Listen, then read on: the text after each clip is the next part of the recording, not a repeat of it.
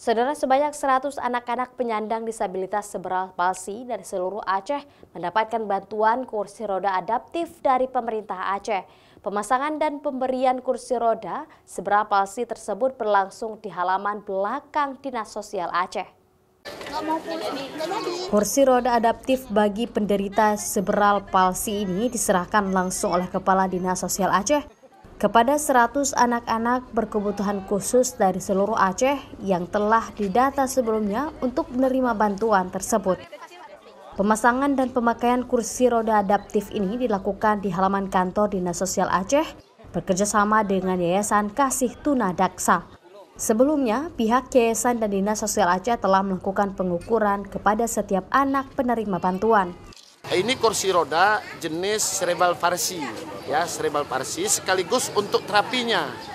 Untuk terapi, makanya ini harus dihadirkan ke sini, dokternya juga harus hadir, harus dijelaskan bagaimana caranya.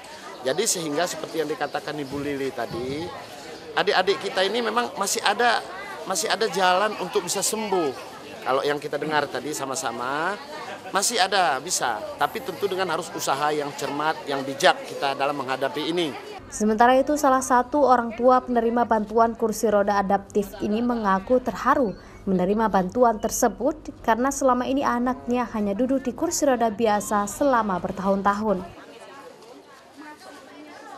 Ya kayak mana ya senang ya apa, tapi kan ini kan terlalu apa gitu kan bagi kami itu, kami kan orang nggak punya, kok bisa kayak gini gitu, bangga lah kayak gini. Pada pemasangan dan pemakaian kursi roda adaptif ini, seluruh orang tua penerima diundang ke Dinas Sosial untuk belajar cara penggunaannya oleh Yayasan Kasih Tuna Daksa, termasuk terapi untuk adaptasi setiap anak penderita serebral palsi dengan kursi roda barunya. Mustajab, Kompas TV, Banda Aceh.